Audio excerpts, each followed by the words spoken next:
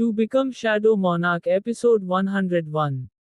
लेकिन शायद तुम हमें अभी क्यों नहीं बता देते हो, क्योंकि यहाँ पर सब अपने ही लोग हैं। और रही बात इशिता की, वो भी अवनी की दोस्त है, इसलिए हम इस पर भरोसा कर सकते हैं। और रही बात अनिका, निधि और जय की, वो सभी तुम्हारे दोस्त है, तो तुम इन पर भी भरोसा करते ही होगे। वर्षा शाय से कहती है, ऐसी बात नहीं कि मैं इशिता, अनिका, निधि और जय आप भरोसा नहीं करता हूं तो नहीं बता रहा हूं, मुझे इन पर भरोसा है। शाय कहता है, फिर क्या बात है, यदि कोई बात तुम्हें परेशान कर रही है तो मुझे बताओ। आराध्या कहती है, ठीक है मॉम, फिर मैं आपको सब कुछ बता ही देता हूँ। मैं चाहता था कि आप पहले अपने पॉवर्स को वापस ले ले, उसके बाद मैं आपको सब कुछ बता देता, लेकिन अब आप सब इतना कह रहे हैं तो मैं बता ही देता हूँ। शाय कहता है, उसके बाद सभी लोग आराम से अपनी अपनी जगह पर बैठ जाते हैं। मैं एक नॉन एलिमेंट यूजर हूँ। शाय कहता है, शाय की बात सुनकर सभी जिस जगह पर बैठे थे वहीं पर खड़े भी हो गए। क्या क्या मतलब है कि तुम नॉन एलिमेंट यूजर हो, लेकिन अब तक कोई भी 5 एलिमेंट भी अनलॉक नहीं कर पाया है। अवनी सरप्राइज होती हुई शाय से कहती है, सरप्राइज तो बाकी सब भी काफी थे। इन 9 में से 4 एलिमेंट ऐसे हैं जिनको आज तक कोई भी अनलॉक नहीं कर पाया है। 1 टाइम, 2 बिकम शैडो मोनाचेओस, 3 ब्लड, 4 सोल। शाय सबको बताता है। और यही बात स्केलेटन क्वीन की, यह मेरी पेट नहीं है, यह एक डार्क एंजल है जो होली किंगडम से बिलोंग करती है। मेरे पास टोटल 9 एलिमेंटल पेट्स और 2 एंजल है। शाय बताता है, और फिर वह अपने सारे पेट्स और हीलर को सम्मन करता है। हीलर, ये हीलिंग एलिमेंट होली एंगल है जो होली किंगडम से है। स्केलेटन क्वीन, ये डार्क एलिमेंट डार्क एंजल है, ये भी होली किंगडम से है। 1 fire element pet, flame DISTROYER। 2 earth element pet, earth गोलम। 3 space element pet, space warrior. 4 wind element pet, cyclone. 5 water element pet, water fairy. 6 to become shadow monacheos element pet. Vito become shadow monarch episode of to become shadow monacheos. 7 time element pet, time guardian. 8 blood element pet, bloodhound. 9 soul element pet, foxy. ये सब मेरे pets है। शाय अपने हर एक पेट को दिखाता हुआ सभी से कहता है। वो सभी देखते हैं कि शाय के पास टोटल 9 एलिमेंट पेट थे, जिनमें पहला जो फायर एलिमेंट का था वो एक छोटा सा लाल रंग का ड्रैगन था, जिसकी ट्रांसफॉर्म स्टेट को कुछ ही लोगों ने देखा था। नंबर 2 पर अर्थ एलिमेंट पेट अर्थू, जो देखने में बहुत ही बौना और पत्थरों से बना हुआ, जो देखने में बिल्कुल ग्रूट जैसा क्यूट लग रहा था। नंबर 3 पर स्पेस एलिमेंट का स्पेस वॉरियर, जो देखने में बहुत ही खूबसूरत और सफेद रंग की एक लोमड़ी थी, जिसकी 2 पूंछ और 4 पंख थे। हालांकि वह लोमड़ी उन पंखों की मदद से उड़ नहीं सकती, लेकिन वो पंख और उन पर बने नीले रंग के पैटर्न स्पेस वॉरियर की खूबसूरती को 4 चांद लगा रहे थे। नंबर 4 पर विंड एलिमेंट का साइक्लोन, को किसी को दिखाई नहीं देता है, उसके होने का आभास ही कर सकते हैं, यहाँ तक कि शाय को भी उसके अपीयरेंस के बारे में कुछ भी नहीं पता था। नंबर 5 पर वाटर एलिमेंट की वाटर फेरी, जी देखने में एक लड़की की शेप में थी, लेकिन उसकी पूरी बॉडी पानी की तरह ट्रांसपेरेंट और नीचे रंग जैसे थी, और उसके पानी के कपड़े भी काफी दूर तक फैले हुए थे, और उसके सिर के ठीक पीछे हवा में चक्र बना हुआ था, जो धीरे धीरे उसके सिर के पीछे घूम रहा था। नंबर 6 पर टू बिकम शैडो मोनाचेओस एलिमेंट की विच, जो देखने में एक ह्यूमनॉइड जैसे लग रही थी, इसका चेहरा किसी को दिखाई नहीं दे रहा था। इस विच ने पर्पल कलर के कपड़े पहने हुए थे, और उन कपड़ों पर सर के लिए एक हुड था जिसको वह ओढ़े हुए थी। नंबर 7 पर टाइम एलिमेंट का पेट, टाइम गार्डियन, वह देखने अजीब था, वह देखने में किसी बूढ़े आदमी जैसे दिखाई दे रहा था। हालांकि वह देखने में ह्यूमन तो बिल्कुल नहीं लग रहा था, क्योंकि उसके सिर के स्थान पर एक क्लॉक, अलार्म क्लॉक थी, जिनमें समय पता नहीं कौन सी भाषा में थे, और उसका बाली शरीर पूरा वुड से बना हुआ था, और उसके पैर किसी कुत्ते के पिछले पैरों की तरह बीच से मुड़े हुए थे, और उसके हाथ में एक लकड़ी का डंडा था। इसके साथ ही साथ एक बहुत ही पुराना कपड़ा उसके क्लॉक वाले सिर पर ओढ़ रखा हुआ। नंबर 8 पर ब्लड एलिमेंट का पेट ब्लूडहाउंड। ये पेट शाय के सभी पेट से सबसे ज्यादा डरावना और बहुत ही ज्यादा अजीब था क्योंकि यह पेट ह्यूमन जैसा ही दिखाई दे रहा था लेकिन उसकी बॉडी किसी ह्यूमन से बहुत ज्यादा बड़ी थी और उसके शरीर पर अनगिनत ब्लड की नशें बनी हुई थी और साथ ही साथ उसके शरीर को देखकर ऐसा लग रहा था कि किसी ने उसके शरीर की ऊपरी स्किन उतार ली हो। नंबर 9 पर सॉल एलिमेंट की पेट फॉक्सी जो देखने में ब्लूडहाउंड से बिल्कुल अलग थी। फॉक्सी एक ह्यूमन लड़की ही थी। फॉक्सी की स्किन बिल्कुल दूध जैसी सफेद, आंखें नीले रंग और बाल लंबाई में बड़े और सफेद रंग के थे। इसके साथ ही शाय की इस पेट ने अपने शरीर पर सफेद कपड़े पहने हुए थे जो उसकी खूबसूरती को और ज्यादा बढ़ा रहे थे। फॉक्सी की खूबसूरती को देखकर कोई भी लड़का पागल हो जाए। सब लोग शाय के सभी एलिमेंट पेट को देखते हैं। यदि तुम 9 एलिमेंट्स यूजर हो तो तुम्हारे पास 11 पेट्स कैसे है? अवनी स्केलेटन क्वीन और हीले की तरफ इशारा करती हुई शाय से पूछती है। मैंने पहले ही कहा है कि ये दोनों कोई पेट नहीं है बल्कि ये दोनों एंजल है।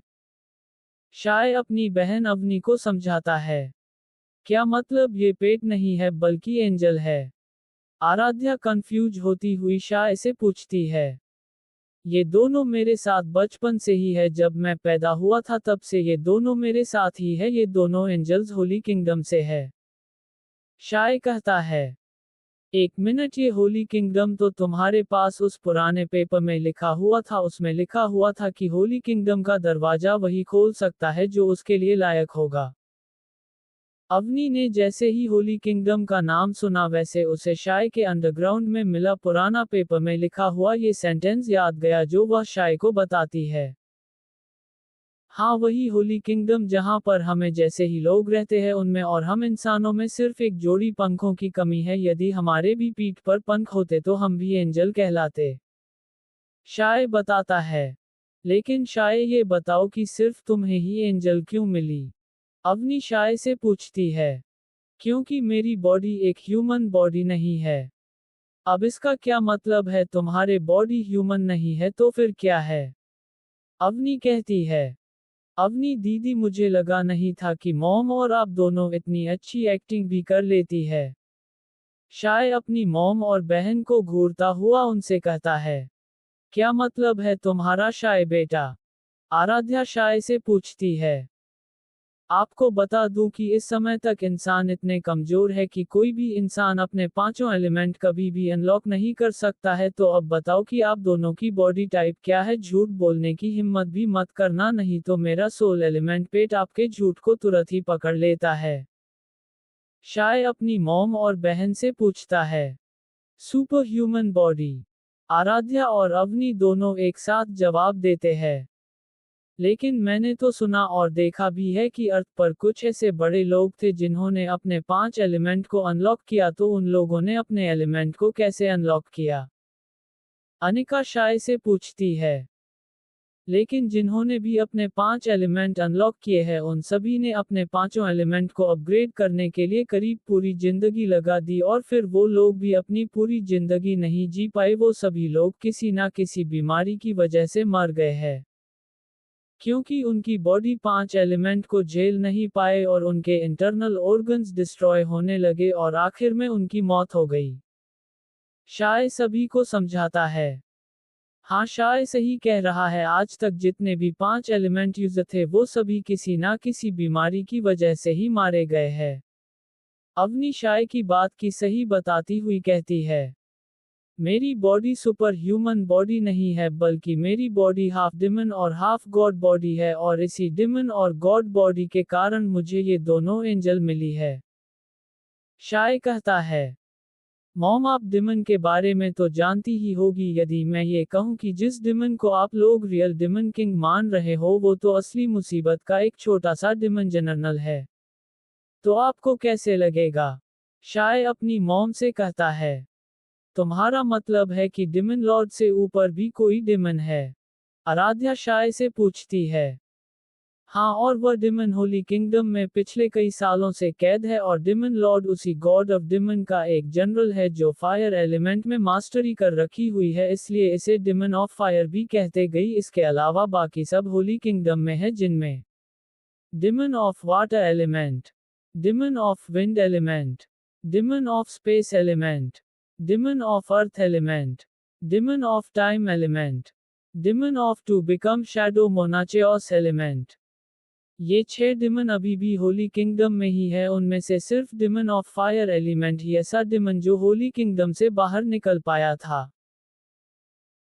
इन सब का real boss god of demon है जो अभी भी सील है, लेकिन बहुत जल्दी उसकी सील टूटने वाली है। एक बार जब उसकी सील टूट गई तो वह सबसे पहले होली किंगडम के सभी एंजल्स को मार देगा और फिर वह मिस्ट्री प्लेनेट को हासिल करेगा और फिर वह अर्थ पर आ जाएगा। यदि गॉड ऑफ डेमन एक बार अर्थ पर आ गया तो वह यहाँ पर लाशें बिछा देगा। शाय असली खतरे के बारे में सबको बताता है। यदि असली डिमन आ गया तो हम सब उसे हराने के लिए कुछ भी नहीं कर सकते हैं क्या? अवनी शाय से पूछती है। नहीं, कोई भी इंसान चाहे उसने अपने 5 एलिमेंट भी अनलॉक कर रखे हो, वह कभी भी गॉड ऑफ डिमन को कभी भी नहीं हरा सकता है। इसलिए एक बार यहाँ का सारा काम खत्म हो जाएगा तब मैं पहले मिस्ट्री प्लेनेट के सभी डिमन को खत्म कर दूंगा और उसके बाद मैं होली किंगडम जाने वाला हूँ ताकि जब तक डिमन किंग की सील टूट तब तक मैं उसके सभी साथियों को खत्म कर सकूँ और फिर मैं डिमन किंग को हमेशा हमेशा के लिए मर दूंगा। शाय सभी लोगों को कहता है, तुम अकेले इतने सारे डिमंस को कैसे मार पाओगे, कहीं तुम्हें कुछ हो गया तो? शाय की मॉम शाय से कहती है, मॉम मैं एक नॉन एलिमेंट यूजर हूँ और ऊपर से मेरे पास हाफ डिमन बॉडी भी है जिससे मैं कई डेमोनिक पावर्स का भी यूज कर सकता हूँ। शाय अपनी मॉम आराध्या को समझाता हुआ उनसे कहता है, 14011631 Veer to become shadow monarch episode 102 RAHSYA। नहीं, कोई भी इंसान चाहे उसने अपने 5 एलिमेंट भी अनलॉक कर रखे हो, वह कभी भी गॉड ऑफ डिमन को कभी भी नहीं हरा सकता है। इसलिए एक बार यहाँ का सारा काम खत्म हो जाएगा तब मैं पहले मिस्ट्री प्लेनेट के सभी डिमन को खत्म कर दूंगा और उसके बाद मैं होली किंगडम जाने वाला हूँ ताकि जब तक डिमन किंग की सील टूट तब तक मैं उसके सभी साथियों को खत्म कर सकूँ और फिर मैं डिमन किंग को हमेशा हमेशा के लिए मर दूंगा। शाय सभी लोगों को कहता है, तुम अकेले इतने सारे डिमंस को कैसे मार पाओगे, कहीं तुम्हें कुछ हो गया तो? शाय की मॉम शाय से कहती है, मॉम मैं एक नॉन एलिमेंट यूजर हूँ और ऊपर से मेरे पास हाफ डिमन बॉडी भी है जिससे मैं कई डेमोनिक पावर्स का भी यूज कर सकता हूँ। शाय अपनी मॉम आराध्या को समझाता हुआ उनसे कहता है, शाय अपनी पावर्स का शो ऑफ नहीं कर रहा था, वह तो अपनी मॉम से यह चाहता था कि उसकी मॉम उसे होली किंगडम जाने की परमिशन दे दे क्योंकि वह अपनी मॉम बिहेवियर को देखकर समझ गया था कि अब उनके लिए अवनी और वह खुद दोनों कितने इम्पोर्टेंट है और मॉम कभी भी मुझे अकेले इसी खतरनाक जगह पर बिल्कुल भी नहीं जाने देगी। उसके बाद शाय अपने परिवार और दोस्तों को अपने और अपनी पावर्स के बारे में सब कुछ बता देता है। फिर वो सभी काफी देर तक और टॉपिक्स पर बात करने लगते हैं और सुबह को करीब 2 बजे वो सभी अपने अपने कमरे में सोने जाते हैं। इधर शाय अपनी भी कुछ चीजों के बारे में सोच रहा था। शाय ने अभी भी एक रहस्य के बारे में नहीं बताया था और वह रहस्य उसके पिता आदित्य श्रीवास्तव के बारे में था। शाय जब मिडिल माउंटेन पर अपने एलिमेंट ट्रेनिंग कर रहा था तभी वह एक एलिमेंट को मैक्स अपग्रेड करके शिकार के लिए एक ऐसी जगह पर गया था जो पूरी तरह से अंडरग्राउंड थी। एक ऐसा जंगल जो पूरी तरह से अंडरग्राउंड था, वहां पर सूर्य की रोशनी बिल्कुल नहीं आती थी, फिर भी वो सभी पेड़ बिल्कुल ताजा और हरे भरे थे। साथ ही उस अंडरग्राउंड जगह पर रोशनी के लिए एक प्रकार ग्लोइंग प्रकार की बेल थी जो उस जगह पर बिजली का काम कर रही थी। कुछ देर बाद शाय को समझ आया कि इसका असली कारण वह मिडिल माउंटेन ही है। वह माउंटेन इन पेड़ों को आवश्यकता अनुसार एनर्जी देता है जिसकी मदद से सभी पेड़ हरे भरे हो रखे थे। उसी अंडरग्राउंड फॉरेस्ट में एक गुफा थी जिसमें शाय को कुछ मरे हुए लोगों की बॉडी थी जो पूरी तरह से कंकाल बन चुकी थी और उन्हीं में से एक बॉडी के पास शाय को एक थैला जो एक मजबूत और लचीली धातु से बना हुआ था। शाय को उसी थैले में से एक नोट मिला था जिसको पढ़कर शाय के पैरों तले से जमीन ही खिसक गई थी।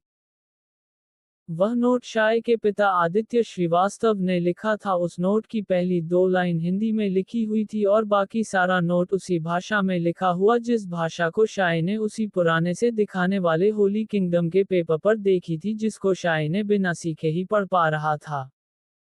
उस नोट में लिखा हुआ था, मेरा नाम आदित्य श्रीवास्तव है। जिस किसी को भी यह नोट मिले वह इंसान ये नोट को नीचे दिए गए एड्रेस पर पहुंचा दे। होली भाषा में। मैं जानता हूं कि तुम इस लैंग्वेज को पढ़ते हुए हैरानी होगी क्योंकि आज से पहले तुमने इस भाषा को कभी नहीं पढ़ा है, फिर भी तुम इस भाषा को कैसे समझ रही हो, यही विचार अभी तुम्हारे मन में आ रहे होंगे। इस भाषा को सिर्फ श्रीवास्तव फैमिली के अलावा कोई भी नहीं पढ़ सकता है। मैं ये जानता हूं कि तुम मेरे गायब हो जाने से परेशान होगी। ये बात तो मुझे भी नहीं पता कि मैं कभी अर्थ पर वापस आ पाऊंगा या नहीं, लेकिन तुम अपना, अवनी और शाय का ख्याल रखना। मैं ये सब तुम लोगों और इस अर्थ के बाकी लोगों की जान बचाने के लिए कर रहा हूँ। मैं मिस्ट्री प्लेनेट का सबसे पावरफुल डिमन जनरल को मार तो नहीं पाया, लेकिन उसको मैंने अपने साथ सील कर लिया है और अब हम दोनों इस प्लेनेट को छोड़कर एक दूसरी जगह पर जाने वाले हैं, जहाँ पर यदि यह डिमन आज़ाद ही हो गया तो वह कभी वापस नहीं आ पाएगा। मेरे घर पर ना होने से कभी भी दुखी मत होना और ना ही रोना। अब तुम ही अवनी और शाय का सहारा हो। हालांकि मैं उस जगह पर जाकर मरूंगा तो नहीं, बल्कि तुम और अपने बच्चों से अलग जरूर हो जाऊंगा। यदि मेरे अलग होने से मेरा परिवार सुरक्षित रहता है तो मैं यह अपने परिवार के लिए तो कर ही सकता हूँ। एक बार फिर से तुम अपना और हमारे बच्चों का ख्याल रखना। इस वाक्य के साथ वह नोट खत्म हो जाता है। इससे शाय को एक बात तो साफ समझ आ गई कि उसके पिता और कहीं नहीं बल्कि होली किंगडम ही गए हैं, क्योंकि शाय ने इस नोट के मिलने के बाद सीधे आयरा से बात की। उससे शाय को पता चला कि किसी भी डिमन को इस समय कोई भी सील नहीं कर सकता है, क्योंकि हर एक डिमन को सील तोड़ना बहुत ही अच्छे से आता है। इसलिए वो अपनी खुद की बॉडी सील होने से पहले एक आर्ट कास्ट करके सील होते हैं। वह आर्ट करीब 1 घंटे में उस सील की ब्रेक कर देती है। लेकिन जब गॉड ऑफ डिमन सील हुआ था तब गॉड ऑफ डिमन ने किसी भी प्रकार की सील ब्रेकर आर्ट को कास्ट नहीं किया था, इसलिए वह सील होने के बाद उस सील की नहीं तोड़ पाया और वह सील उसके डिमन जनरल से बहुत ज्यादा पावरफुल होने के कारण उनकी पावर्स भी उस सील को तोड़ने के लिए काफी नहीं थी। इसलिए इतने सालों बाद वह सील पहले जैसे ही है, हालांकि उस सील को उसके पहले से बहुत कमजोर कर दिया गया है। अब कोई भी जनरल सील तोड़ सकता है, तो उसे सील करने का एक ही रास्ता था और वह रास्ता था किसी भी डिमन को होली किंगडम में ले आना, क्योंकि होली किंगडम प्लेनेट के चारों ओर एक ऐसा बैरियर है जिसको तोड़ना गॉड ऑफ डिमन के लिए भी बहुत मुश्किल है, तो उसके जनरल की औकात से बाहर ही था डिमन ऑफ फायर। जब शाय के पिता ने होली किंगडम और मिस्ट्री प्लेनेट के बीच खोला तो वह चुपके से मिस्ट्री प्लेनेट पर आ गया था। उसके बाद उसने यहाँ पर तबाही मचाना शुरू कर दी। आयरा की इन सभी बातों से शाय एक बात को लेकर श्योर हो गया। 90% चांस है कि उसके पिता अभी भी जिंदा है और वो अभी भी वहां के लोगों की मदद कर रहे होंगे। हालांकि आयरा को उसके पिता के बारे में कुछ भी नहीं पता था, इसलिए शाय ने काफी दिनों से अपने पिता के बारे में जानने के लिए लगा रखा था। कुछ दिन पहले ही शाय को अपने पिता के जिंदा होने की खबर मिली, लेकिन आयरा को अब तक शाय के डेड के चेहरे के अलावा और कुछ नहीं मालूम चला था। शाय को इस बात का सुकून था कि उसके पिता अभी भी जिंदा है। उसके बाद शाय अपने कमरे से बाहर निकल जाता है, क्योंकि इस राज को शाय अपनी बहन अवनी को बताने वाला था। शाय इस राज को अपनी मॉम से नहीं बता सकता था, क्योंकि शाय की मॉम शाय के डैड के बारे में सुनकर थोड़ी बेचैन हो जाएगी और वह फिर कोई भी काम सही से नहीं कर पाएगी। इसलिए अभी के लिए शाय अपनी मॉम के लिए डैड को मरे ही रहने देंगे। शाय अपनी बहन को भी किसी रीजन की वजह से ही बता रहा था, क्योंकि शाय जानता था कि उसकी बहन हिब एक ऐसी इंसान है जो मॉम को संभाल सकती है और जब वह शाय की तरफ होगी तो सब कुछ शाय के लिए ज्यादा आसान हो जाएगा। दीदी, आपसे एक बहुत जरूर बात करनी है, क्या आप अभी आ सकते हो क्या? शाय अवनी के कमरे में जाकर अवनी से कहता है। क्या हुआ शाय, हम सब अभी अभी तुम्हारे कमरे में थे, तभी कर लेता तो तुम्हें मेरे कमरे में नहीं आना पड़ता। अवनी अपने भाई को देखती हुई कहती है। ये बात बहुत ज्यादा सीक्रेट है, इसलिए मैं किसी और को पता नहीं लगने दे सकता हूँ, यहाँ तक कि मॉम को भी नहीं, इसलिए पूछ रहा हूँ कि आपके पास टाइम है। शाय फिर से अवनी से कहता है, अंदर आ जाओ। अवनी कहती है, यहाँ नहीं, कहीं दूसरी जगह जहाँ पर कोई भी हमारी बीच की बात न सुन सके। शाय अवनी से कहता है और उसके बाद दोनों उस घर के बाहर एक तालाब के किनारे पर आ गए थे। अब बोल शाय, तू क्या बताना चाहता है जिसके बारे में तू मॉम से भी नहीं कह सकता है? अवनी शाय से पूछती है। डैड अभी भी जिंदा है। शाय बस इतना ही कहते हैं और शाय की बात सुनकर अवनी के मुंह से जोर से क्या शब्द निकल गया जिसको सुनकर शाय ने तुरंत ही अवनी के मुंह को अपने हाथ से ढक लिया। क्या कर रही हो दीदी? मॉम और बाकी सब नीचे यहाँ पर आ जाएगी। शाय अवनी से कहता है। शाय तू सच कह रहा है क्या? सच डैड अभी भी जिंदा है? अवनी हैरानी से शाय से पूछती है। हाँ मैं सच कह रहा हूँ, ये डैड का आखिरी लेटर है। उन्होंने कुछ लोगों के साथ इसे भेजा लेकिन उन सभी लोगों की बीच में ही मौत हो गई जिसके कारण ये नोट मॉम तक पहुंचा ही नहीं, इसलिए मॉम ने उन्हें मारा हुआ मान लिया। शाय वह नोट अवनी को देता हुआ कहता है। अवनी उस नोट को पूरा पढ़ती है। लेकिन इस नोट में डैड ने अपने जिंदा होने का कहीं भी जिक्र नहीं है। तो फिर तुम ये कैसे जानते हो कि डैड अभी भी जिंदा है? अवनी शाय से पूछती है। किसी में होली किंगडम में डैड को अपनी आंखों से देखा है, वह अभी भी जिंदा है और होली किंगडम में है। शाय अवनी से कहता है। इसका मतलब डैड अभी भी जिंदा है और सही सलामत है, तो ये तो बहुत अच्छी खबर है। अवनी अपने पिता के सही सलामत होने की बात सुनकर वह थोड़ी खुश हो जाती है। मैं चाहता हूँ कि जब भी मुझे किसी भी प्रकार की मदद चाहिए तब मुझे तुम्हारा साथ चाहिए। मैं अभी किसी पर भी विश्वास नहीं कर सकता हूँ, इसलिए मैंने तुमसे यह बात की। शाय कहता है। मैं तुम्हारी जो हो सकेगी वो सब करूंगी, लेकिन मुझे भी तुमसे एक वादा चाहिए कि तुम डैड वापस लाओगे। अवनी शाय से कहती है। ठीक है, लेकिन इस बारे में मॉम को बिल्कुल भी मत बताना प्लीज दीदी। और अब आपको सोने के लिए चले जाना चाहिए। शाय अवनी से कहता है और फिर वह दोनों अपने अपने कमरे में चले जाते हैं। अगली सुबह शाय उठकर देखता है कि इस घर के हॉल में आज रात की पार्टी की तैयारी शुरू हो गई थी। इस घर का पूरा हॉल को अच्छी तरह से सजाया जा रहा था। शाय तुम उठ गए, आ जाओ यहाँ पर आकर ब्रेकफास्ट कर लो, फिर अपने पार्टी के लिए कपड़े देख लेना। मैं तुम्हारे लिए कपड़े यहीं पर मंगवा रही हूँ। आराध्या शाय से कहती है। मॉम मैं दीदी के साथ खुद ही कपड़े लेने के लिए जाना चाहता हूँ, आप यहाँ पर मत मंगवाए, इससे मैं थोड़ा घूम भी लूंगा। शाय अपनी मॉम से कहता है। ठीक है। आराध्या फिर से शाय से कहती है। 14011632 Veer to become shadow monarch episode 103। ठीक है, लेकिन इस बारे में मॉम को बिल्कुल भी मत बताना प्लीज दीदी। और अब आपको सोने के लिए चले जाना चाहिए। शाय अवनी से कहता है और फिर वह दोनों अपने अपने कमरे में चले जाते हैं। अगली सुबह शाय उठकर देखता है कि इस घर के हॉल में आज रात की पार्टी की तैयारी शुरू हो गई थी। इस घर का पूरा हॉल को अच्छी तरह से सजाया जा रहा था। शाय तुम उठ गए, आ जाओ यहाँ पर आकर ब्रेकफास्ट कर लो, फिर अपने पार्टी के लिए कपड़े देख लेना। मैं तुम्हारे लिए कपड़े यहीं पर मंगवा रही हूँ। आराध्या शाय से कहती है। मॉम मैं दीदी के साथ खुद ही कपड़े लेने के लिए जाना चाहता हूँ, आप यहाँ पर मत मंगवाए, इससे मैं थोड़ा घूम भी लूंगा। शाय अपनी मॉम से कहता है। ठीक है। आराध्या फिर से शाय से कहती है। शाय सुबह का ब्रेकफास्ट करने के बाद सीधे अवनी के कमरे में चला गया ताकि वह और उसकी बहन दोनों सिटी जा सके। दीदी तुम रेडी हो क्या? शाय अवनी के कमरे में प्रवेश करता हुआ अवनी से पूछता है। हाँ मैं तो रेडी हूँ, लेकिन मॉम तुम्हारे लिए पार्टी का सारा सामान यहीं पर मंगवा रही थी, फिर तूने मना क्यों किया? अवनी शाय से पूछती है। मैं पूरे दिन घर पर तो नहीं रहना चाहता हूँ और मैं मॉम के मॉल भी देखना चाहता हूँ, क्योंकि मैं पहले कभी मॉल नहीं गया, इसलिए मैं वहां पर जाना चाहता हूँ। शाय अवनी से कहता है। तुम्हारे फटे हुए कपड़ों को देखकर लगता तो है कि तुम कभी मॉल नहीं गए हो।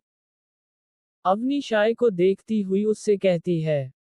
अच्छा तो अब तुम मेरे कपड़ों से मेरा मजाक बना रही हो। शाय अवनी का मजाक को समझता हुआ उससे कहता है और उसके बाद शाय अवनी के खुदकुदी करने लगता है। I am sorry shy please रुक जा।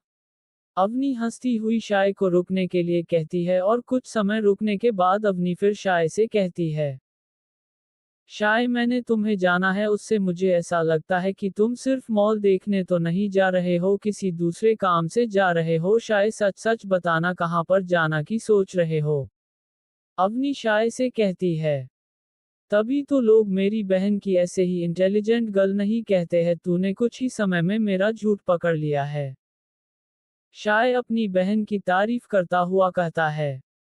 तारीफ करना बंद कर और बता कहाँ जाने की सोच रहा है।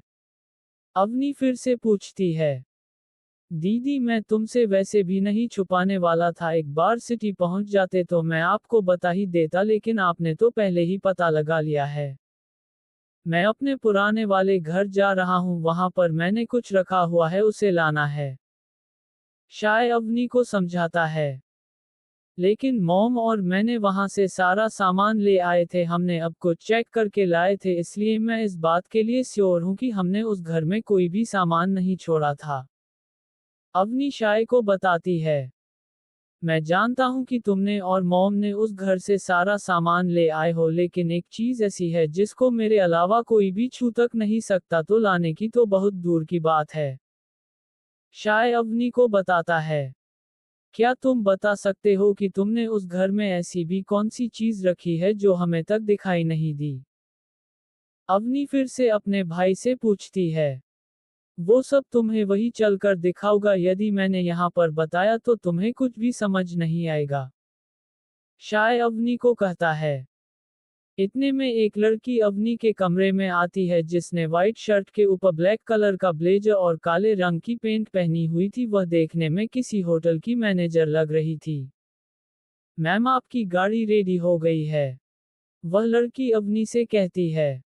ठीक है। अवनी कहती है और फिर वो तीनों साथ में ही नीचे आने लगते हैं। हमें गाड़ी की क्या जरूरत है क्या हम हेलीकॉप्टर से नहीं जा रहे हैं क्या? शाय अवनी के पीछे चलता हुआ पूछता है। नहीं तुम्हें घूमना भी है ना इसलिए हम बीच समुद्र रोड से जाएंगे वह रोड इस आइलैंड और सिटी को आपस में जोड़ती है। अवनी शाय को कहती है। एक बात तो है कि घर के स्टाफ के कपड़े मेरे भाई से बहुत ज्यादा अच्छे हैं। अवनी फिर मजाकिया मूड में शाय से मजाक करती हुई शाय की चिढ़ाती है। क्या दीदी आप फिर शुरू हो गई? शाय अवनी से कहता है। मैम आपकी ड्रेस कितने की होगी? शाय अवनी से कहने के बाद वह उस लड़की से उसकी सूट की प्राइस पूछता है। जी सर मेरे सूट की प्राइस। वह लड़की अपना सेंटेंस पूरा कर पाती उससे पहले अवनी ने उसे बीच में ही रोक दिया। शाय पहले तुम अपने कपड़ों की प्राइस बताओ फिर ये तुम्हें अपने कपड़ों की प्राइस बताएगी। अवनी शाय से कहती है। मेरे कपड़ों की प्राइस है 100 रुपए की टी शर्ट कमीज 400 रुपए की पेंट पतलून और 500 रुपए की जैकेट है। टोटल 1000 रुपए की मेरी पूरी आउटफिट है। शाय अवनी और उसकी को बताता है। अब मैं इसके सूट की कीमत बताती हूँ इसकी प्राइस है लगभग 1 लाख रुपए। अवनी शाय को बताती है और उसकी बात सुनकर वह लड़की भी हाँ में अपना सर हिला देती है। क्या क्या दीदी आपने अभी 1 लाख रुपए कहा? शाय को समझ ही नहीं आ रहा था कि उसने अभी अभी इस सूट की प्राइस सही सुनी है या नहीं इसलिए वह फिर से अवनी से पूछता है। हाँ 1 लाख रुपए। अवनी फिर से शाय से कहती है। अबे यह एक कोट ही तो है और इसने अंदर एक सफेद शर्ट और एक नॉर्मल सी पेंट है इसके 1 लाख रुपए कैसे हो सकते हैं? शाय उसकी प्राइस सुनकर बौखला सा गया था। यह एक स्पेशल कपड़े से बना हुआ है इसलिए इसकी प्राइस इतनी है। अवनी कहती है लेकिन शाय का ध्यान तो अभी भी इस सूट की प्राइस पर थी। इतने पैसों में मैं तो अगले 3 से 4 महीनों तक हर रोज नए कपड़े पहन सकता हूँ। शाय अपने आप से कहता है। दीदी क्या हर एक स्टाफ को इतने ही महंगे कपड़े मिलते हैं क्या? शाय अपनी बहन से पूछता है। नहीं, ये तो इस घर की मैनेजर है जो इस घर की हर एक चीज को देखती है। इसका नाम लक्की शर्मा है। अवनी कहती है। हेलो लक्की जी, मेरा नाम शाय है, लेकिन आपका नाम मुझे थोड़ा लड़कों जैसा लगा, लेकिन आप वैसे बहुत ही ज्यादा लक्की है। शाय लक्की से कहता है। Thank you sir. लक्की शाय से कहती है। लक्की, तुम्हें पता है ना कहाँ जाना है, वहां पर जाकर सभी इंतजाम करो, हम कुछ ही घंटों में वही आ रहे हैं। अवनी लक्की से कहती है। ठीक है मैम, मैं अभी सिटी के निकल जाती हूँ तो अगले 2 घंटे में वहां पर सारा बंदोबस्त हो जाएगा मैम। लक्की अवनी से कहती है और फिर वह वहां से चली जाती है। शाय, तुम्हारे लिए मेरे पास एक और सरप्राइज है। अवनी शाय से कहती है। अब तुम्हारे पास अब क्या है? शाय पूछता है। तुम्हारी फेवरेट चीज जो घर के बाहर है। अवनी कहती है। उसके बाद शाय तुरंत ही घर के बाहर जाता है और फिर शाय जो देखता है उसे देखकर शाय शॉक्ड रह जाता है, क्योंकि उसके सामने जो भी चीज थी वह बहुत महंगी और रेयर भी थी। Lamborghini Sai roadster. ये कार शाय की ड्रीम कार है, जिसको देखने के लिए कई बार बहुत दूर तक जाया करता था। अब से यह कार तुम्हारी है। अवनी शाय के चेहरे पर स्माइल देखकर उससे कहती है। लेकिन ये 30 करोड़ की कार है जो बहुत ज्यादा महंगी है। शाय कहता है। इतने में शाय की मॉम आराध्या भी वहीं पर आ जाती है। महंगी हुई तो क्या हुआ, मेरे बेटे को जो पसंद है वो मैं ला कर दूंगी, इसलिए तो कमा रही हूँ। आराध्या शाय से कहती है। लेकिन आपको कैसे पता कि मुझे ये कार पसंद है? शाय पूछता है। हमने जय से पूछ लिया था कि शाय को सबसे ज्यादा क्या पसंद है, और उसने बताया था कि तुम जब से यह गाड़ी मार्केट में आई है तब से तुम सिर्फ इसी को देखते रहते थे। अवनी बताती है। थैंक यू मॉम और डिडू, आप दोनों ने मेरे लिए इतना सब कुछ किया। शाय अपनी मॉम और बहन से कहता है। हमने तो तुम्हारे लिए कुछ भी नहीं किया, लेकिन तुमने हमारी जान बचाकर बहुत बड़ा एहसान किया है, इसका क्या? आराध्या शाय से जाती है, उसके तुरंत ही शाय अपनी मॉम के गले लग जाता है। Thank you mom. उसके बाद शाय और अवनी दोनों शाय की ड्रीम कार में बैठ जाते हैं। आराम से जाना। आराध्या शाय और अवनी से कहती है। ठीक है मॉम। दोनों एक साथ अपनी मॉम से कहते हैं। अच्छा शाय, तुम्हारे पास ड्राइविंग लाइसेंस है क्या? अवनी शाय के ड्राइविंग लाइसेंस के बारे में पूछती है। हाँ है ना, पर तुम क्यों पूछ रही हो? शाय अवनी से पूछता है। क्योंकि मुझे पार्टी वाले दिन अपने भाई के जेल में नहीं जाना। अवनी शाय से कहती है। कोई बात नहीं है दीदी, आप चाहे तो मैं आपको वैसे भी जेल में डलवा सकता हूँ। शाय भी मजाक में कहता है। ठीक है, अब चलो, हमें वापस भी आना है। अवनी शाय से कहती है। ठीक है। शाय इतना कहता है और वो दोनों बाई रोड सिटी के लिए निकल जाते हैं। शाय पूरे रास्ते समुद्र की लहरों की खूबसूरती और बहुत ही सुंदर नज़रों के साथ करीब 3 घंटे में सिटी पहुंच गए थे। आज शाय की एक्साइटमेंट एक अलग लेवल पर थी, क्योंकि आज शाय अपनी ड्रीम कार चला रहा था। सिटी पहुंचते ही शाय ने अपनी कार को अपने घर की तरफ मोड़ ली और कुछ समय में अवनी और वो दोनों अपने पुराने घर पर पहुंच गया था। वहां पर पहुंचकर शाय सीधे अपने सीक्रेट कमरे में चला गया। उस कमरे में अवनी को सफेद दीवारों के अलावा कुछ भी दिखाई नहीं दे रहा था। शाय, यहाँ पर पूरा कमरा ही खाली है, तो फिर तुम इस जगह ऐसी कौन सी चीज और रह गई है जिसको तुम लेने आए हो? अवनी फिर से पूछता है, लेकिन इस शाय कोई जवाब नहीं देता है और वह अपना हाथ एक खाली सफेद दीवार की तरफ कर दिया। उसके बाद अवनी देखती है कि उसके यानी शाय के शरीर से एक बहुत तेज चमक होती है, जिसको देखना अवनी के लिए इम्पॉसिबल हो गया था। उसके कुछ ही समय में शाय के हाथ में चमचमाती हुई चीज आ गई थी। अवनी जैसे ही उस चीज को शाय के हाथ में देखा तो वह सरप्राइज्ड रह गई, क्योंकि वह चीज जैसे ही शाय के हाथ में आई वैसे ही शाय के सामने वाली दीवार बहुत भी बुरी तरह से जल गई थी। इस सब को देखने के बाद अवनी का इंटरेस्ट इस चीज में बहुत ज्यादा आ गया था। वह जानना चाहती थी कि आखिर यह ऐसी भी क्या चीज है जिसको सिर्फ दीवार से हटाने से पूरी दीवार ही जल गई थी। 14011632 Veer to become shadow monarch episode 104। उसके बाद अवनी देखती है कि उसके यानी शाय के शरीर से एक बहुत तेज चमक होती है जिसको देखना अवनी के लिए इम्पॉसिबल हो गया था। उसके कुछ ही समय में शाय के हाथ में चमचमाती हुई चीज आ गई थी। अवनी जैसे ही उस चीज को शाय के हाथ में देखा तो वह सरप्राइज्ड रह गई क्योंकि वह चीज जैसे ही शाय के हाथ में आई वैसे ही शाय के सामने वाली दीवार बहुत भी बुरी तरह से जल गई थी। इस सब को देखने के बाद अवनी का इंटरेस्ट इस चीज में बहुत ज्यादा आ गया था। वह जानना चाहती थी कि आखिर यह ऐसी भी क्या चीज है जिसको सिर्फ दीवार से हटाने से पूरी दीवार ही जल गई थी। यह क्या चीज है शाय? अवनी हैरानी से शाय से पूछती है। दीदी यह एक चाबी का हाफ भाग है, शाय अवनी से कहता है। चाबी का हाफ भाग है, लेकिन ये चाबी आखिर है किस चीज की जिसकी सुरक्षा के लिए इतने पावरफुल चाबी के दो भाग किए गए हैं? ये चाबी एक ऐसे हथियार की है जो सभी ग्रहों का सबसे पावरफुल वेपन है और उसे हासिल करने के लिए पहले हमें इस पवित्र चाबी के दोनों भागों को ढूंढना पड़ता है, शाय अवनी से कहता है। यदि इसके दो भाग है लेकिन तुम्हारे पास तो इस चाबी का एक ही भाग है तो इस चाबी का दूसरा भाग कहाँ पर है? अवनी शाय से पूछती है।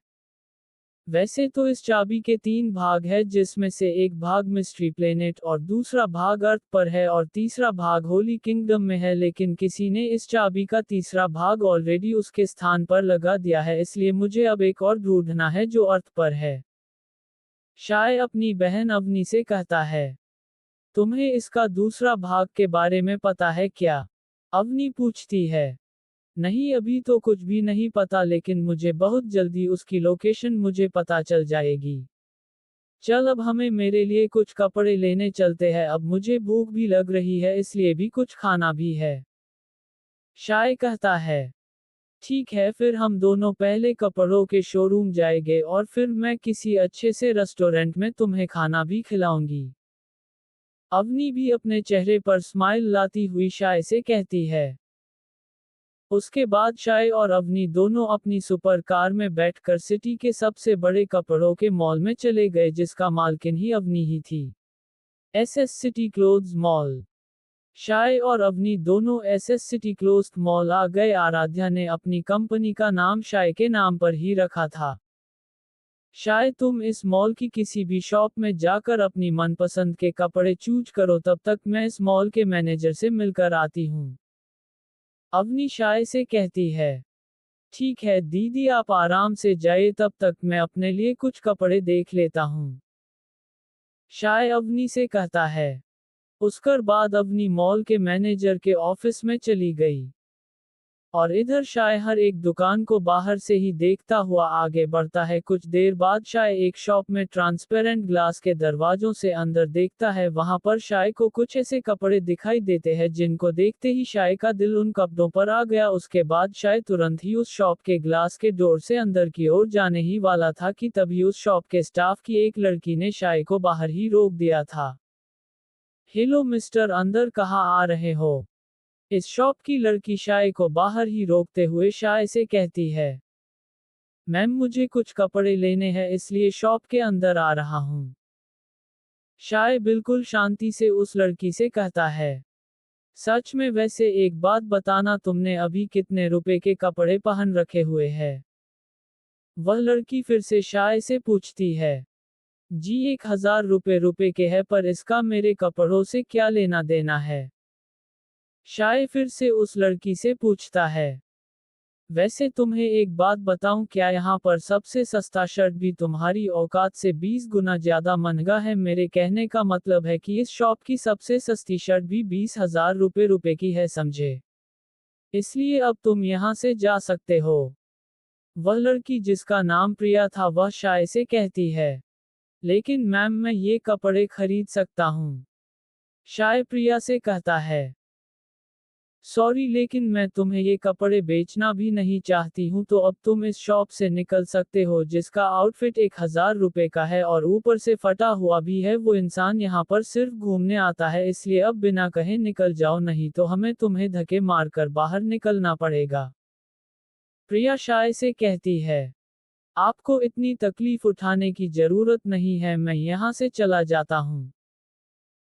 शाय प्रिया से कहता है और वह इस शॉप से बाहर निकल जाता है और फिर शाय उसी शॉप के बाहरी रखी हुई लोहे की कुर्सी पर बैठ जाता है। पता नहीं कहां कहां से उठकर आ जाते हैं, इनके पास कुछ होता है नहीं और फिर भी इतने महंगे शोरूम में कपड़े खरीदने आ जाते हैं।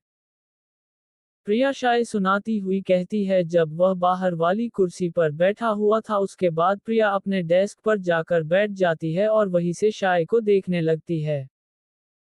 ये दीदी कहाँ पर रह गई है, यहाँ पर मेरे ही घर के मॉल मेरी बेइज्जती हो रही है, क्या होगा रे मेरे साथ। तभी दीदी कह रही थी कि अच्छे कपड़े पहनना बहुत ही जरूरी है भाई।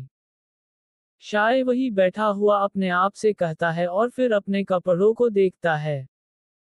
भाई 2 साल से ज्यादा समय तक दो ही कपड़ों की जोड़ी पहनोगे तो कपड़ों का यही हाल होगा, ये बात मैंने पहले क्यों नहीं नोटिस की। शायद थोड़ा अनकंफर्टेबल होता हुआ अपने आप से कहता है। उसके बाद शायद देखता है कि इस मॉल की लिफ्ट में से सूट पहने हुए कुछ लोग बाहर आते हैं जो शाय की तरफ बढ़ रहे थे। कुछ ही सेकंड में वो सभी शाय के पास आ गए थे। हेलो सर, मेरा नाम समर सिंह है और मैं इस मॉल का मैनेजर हूँ, क्या आपको मेरी मदद चाहिए क्या? समर सिंह शाय से कहता है। क्या आप बता सकते हैं अवनी दीदी कहाँ पर है? शाय समर से पूछता है। सर मालकिन अभी काफी देर से बड़ी मालकिन से बात कर रही है, उन्होंने मैं मुझे आपको अच्छे से शॉपिंग कराने को कहा है, वह अभी कुछ ही समय में आ जाएंगी, तब तक मैं आपकी मदद कर सकता हूँ। समर सिंह शाय से कहता है।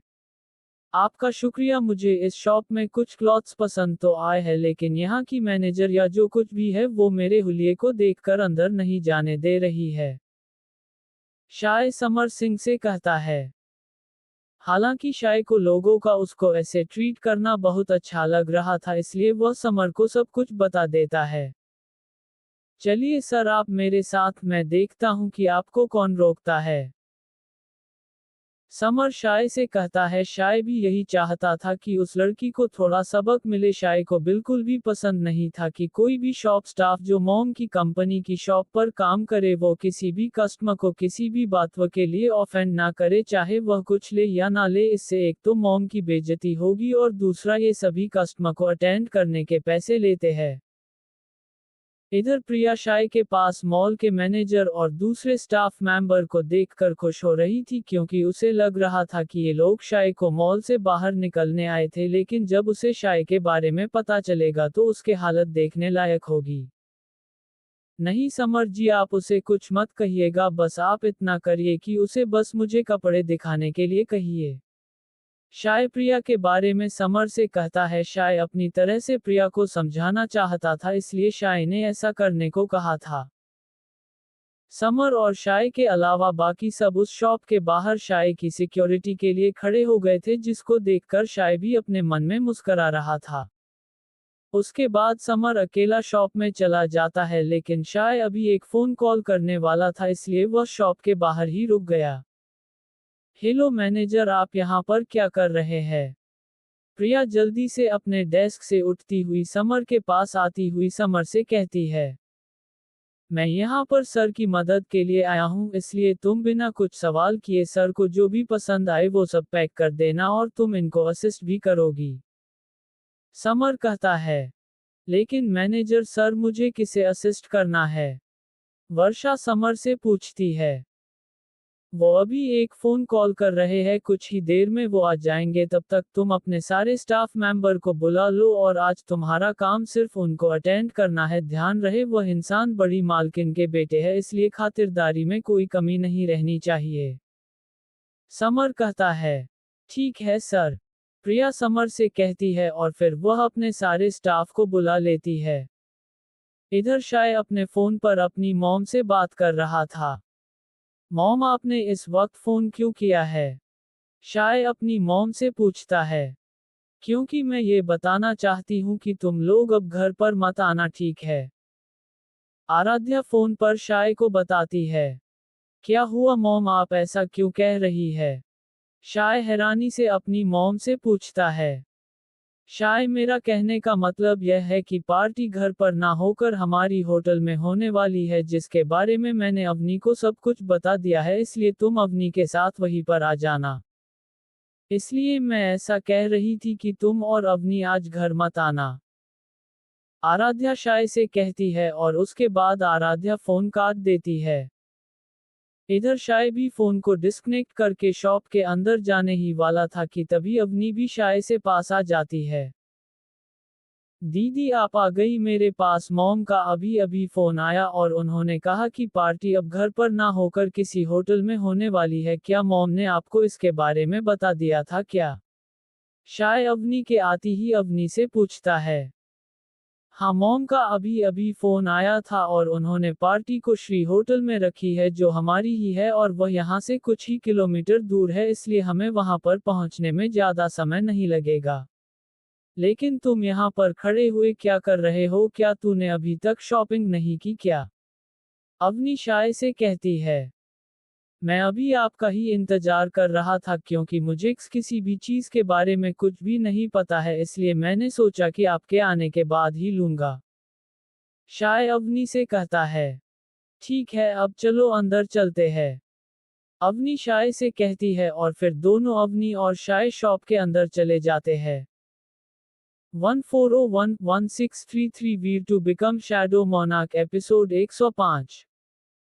हाँ मॉम का अभी अभी फोन आया था और उन्होंने पार्टी को श्री होटल में रखी है जो हमारी ही है और वह यहाँ से कुछ ही किलोमीटर दूर है, इसलिए हमें वहाँ पर पहुँचने में ज़्यादा समय नहीं लगेगा। लेकिन तुम यहाँ पर खड़े हुए क्या कर रहे हो, क्या तूने अभी तक शॉपिंग नहीं की क्या? अवनी शाय से कहती है।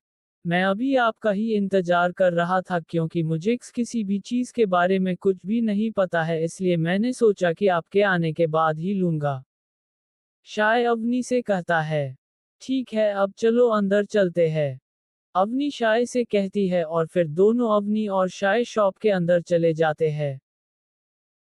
इधर प्रिया और समर सिंह अपने अपने स्टाफ के साथ अवनी और शाय का इंतजार कर रहे थे और फिर अवनी और शाय दोनों जैसे ही शॉप के अंदर आते हैं, प्रिया की हालत खराब होना शुरू हो गई थी क्योंकि प्रिया देखती है कि अवनी मालकिन के साथ वह फटे हुए कपड़ों वाला लड़का था जिसको उसने ये कहकर बाहर निकल दिया कि उसकी ऐसे कपड़े खरीदने की औकात नहीं है।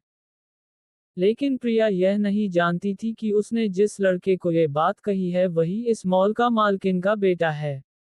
अब क्या करूं क्या करूं क्या करूं? प्रिया लगातार अपने मन में इससे बचने के लिए कोई उपाय सोच रही थी, लेकिन उसके दिमाग में इस वक्त कुछ आइडिया नहीं आ रहा था।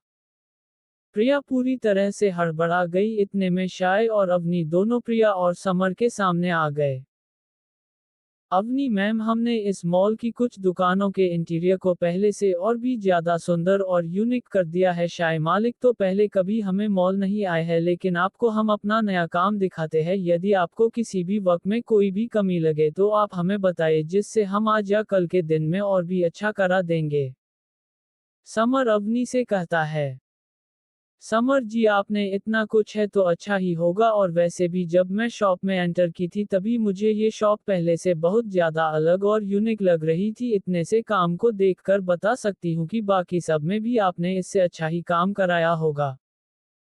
अवनी समर के कराए हुए काम की तारीफ करती हुई कहती है। आप तो मेरी बहुत ज्यादा तारीफ कर रही है। समर अवनी से कहता है। समर जी, आपका काम ही ऐसा है कि तारीफ निकल ही जाती है। वैसे भी यदि मैंने तारीफ नहीं की तो आप जैसा मैनेजर मैं अपने हाथों से को दूंगी, और ऐसा मैं बिल्कुल भी नहीं चाहती हूँ।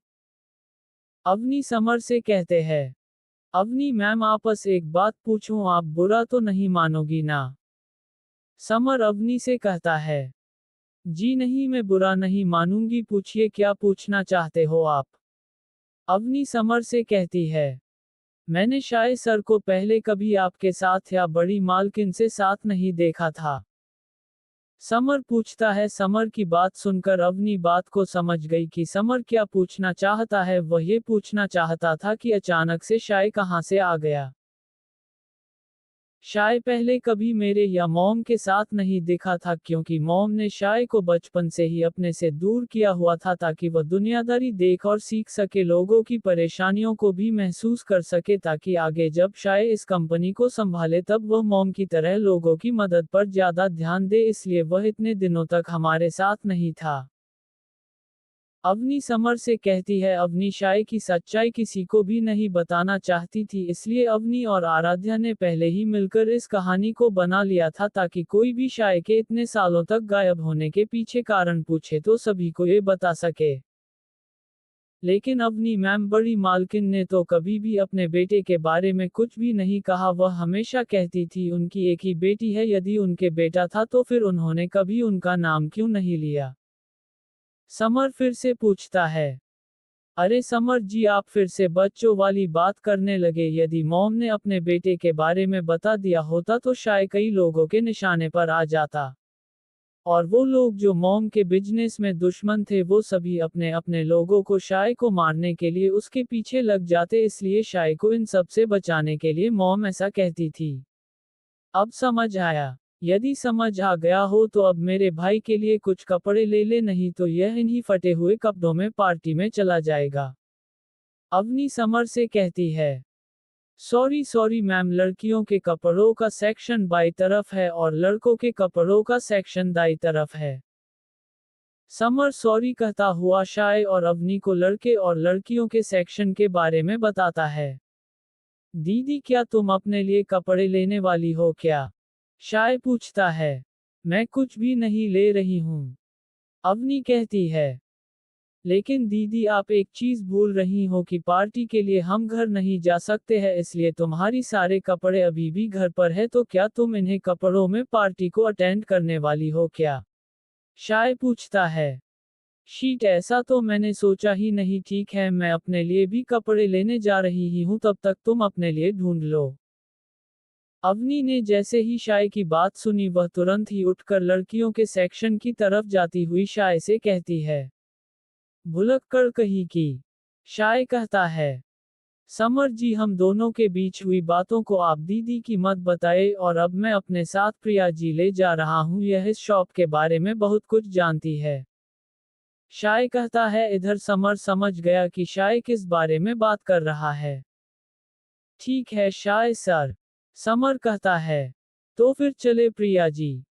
शाय प्रिया किंतार्फ देखता हुआ कहता है। हाँ हाँ का क्या? शाय ने जैसे ही प्रिया का नाम लिया वह हड़बड़ा गई और फिर वह उसी आवाज में शाय से कहती है।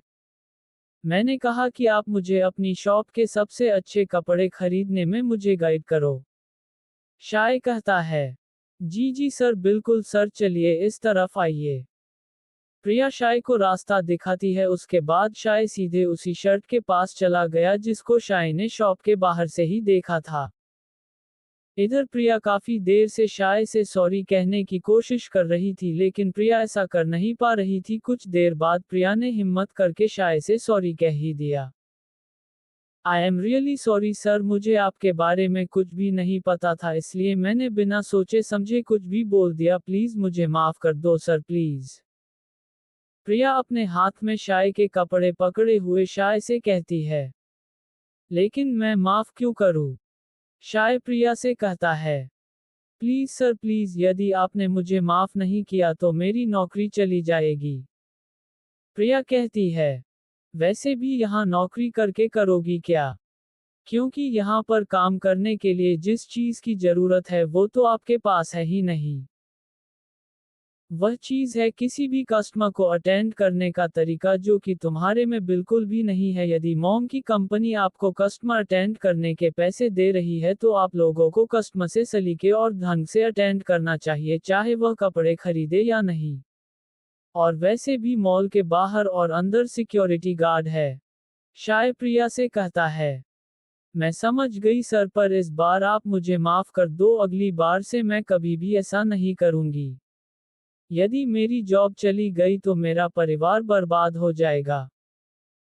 प्रिया अब थोड़ा इमोशनल होती हुई शाय से कहती है यदि प्रिया की जॉब गई तो उसकी जिंदगी के साथ साथ उसके परिवार की जिंदगी भी बर्बाद हो जाएगी क्योंकि प्रिया के परिवार पर बहुत सा कर्जा है और वह कर्जा की भरपाई प्रिया केवल इसी शॉप में काम करके कर सकती थी क्योंकि इस शॉप में काम करने के बदले प्रिया को बहुत ही अच्छे पैसे मिलते हैं और यदि यह जॉब गई तो उसे इतनी जल्दी कोई दूसरी जॉब नहीं मिलेगी और यदि मिल भी गई तो भी प्रिया को उतने पैसे नहीं मिलेंगे जितने यहाँ पर मिलते थे।